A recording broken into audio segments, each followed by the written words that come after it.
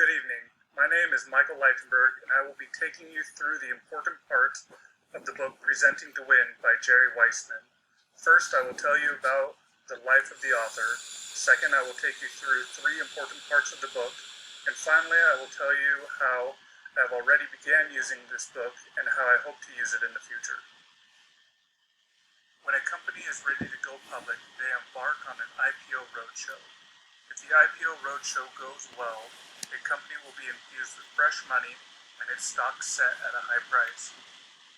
The CEO of the company must give a presentation to dozens of investors over 2 weeks, and his presentation can make or break the sale. Jerry Weissman has made a career out of guiding CEOs through their IPO roadshow presentations and helping them accurately, purposefully, and professionally navigate the process. His help with presentations from companies such as Yahoo, Intel, and Microsoft have earned those companies billions of dollars. He has helped develop business presentations of over 500 companies.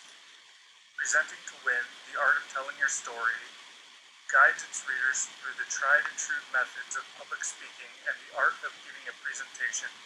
It is recommended to everyone from CEOs to college students and everyone in between looking to improve their presentation skills.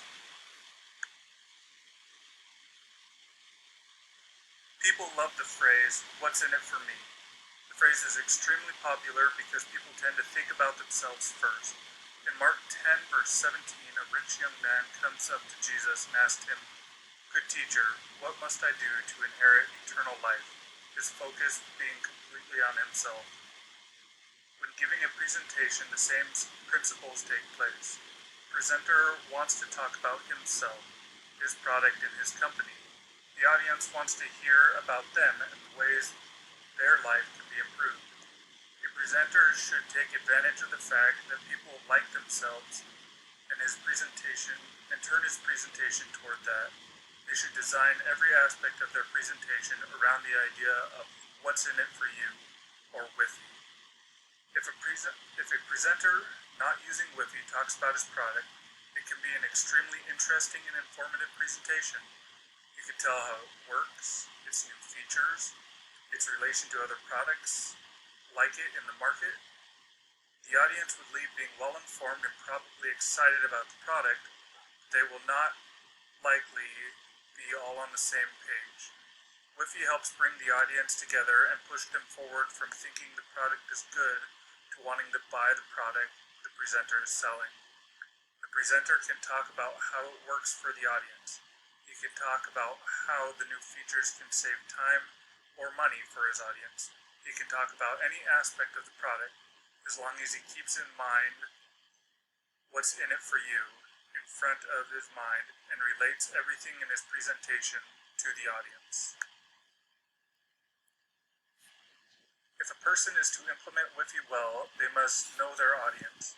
A presentation can be made in which the presenter only talks about what he thinks the audience wants, but if he misjudges who the audience is, he could miss his objective completely. He could talk about how his product is revolutionary, fast-changing, and forward-thinking, but if it is to an audience who prefers change come in small, manageable increments, he has missed his target. The most important part of understanding an audience is doing the research beforehand, finding out where their interests are, what their biases are, what their work culture is like, and what their goals are in the first step. Once you find out as much about the company as possible, then you must relate to their company. Finding the intersection of your product qualities and the audience desire is the goal. Convincing the audience that what you have fits in line with their ethos and desires will go a long way in a presentation. Before a presentation begins, the audience usually has one thing in common. They are not thinking about the presenter or the presentation. They are thinking about their work, or talking with a neighbor, or reading emails. It can be difficult, with each mind going in a different direction, to funnel everyone's attention into your presentation. If the presenter jumps in with 2 feet and starts explaining their product, people will have a difficult time trying to catch up. A presentation only has one chance for a first impression. This is why using the opening of a presentation to capture the audience attention is a must. There are 7 types of openers: a question, factoid, retrospective, perspective, anecdote, quotation, aphorism, and analogy. The right one of these 7 gambits will help funnel an audience into paying attention at the beginning of the presentation. My personal favorite is the retrospective perspective. In Matthew 5, Jesus begins the Sermon on the Mount with parts of these gambits. Blessed are the poor in spirit, for theirs is the kingdom of heaven. Blessed are those who mourn, for they will be comforted. The Beatitudes can be seen as a retrospective perspective type of gambit. Each Beatitude points to the past and then to the future. It creates a call and response that draws in the listeners, lets them know about the world today, and points them to what the world and heaven will be like.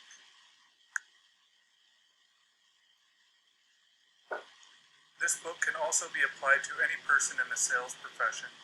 Using Wify to focus on your customer instead of your product, opening a conversation with one of the 7 opening gambits, making your sales pitch like it's the first time every time, and guiding the person you are talking with to your main point. College students can also learn from this book. Some college textbooks teach college students how to succeed in college. Some teach how to succeed in life after college, and very few teach how to be successful in both.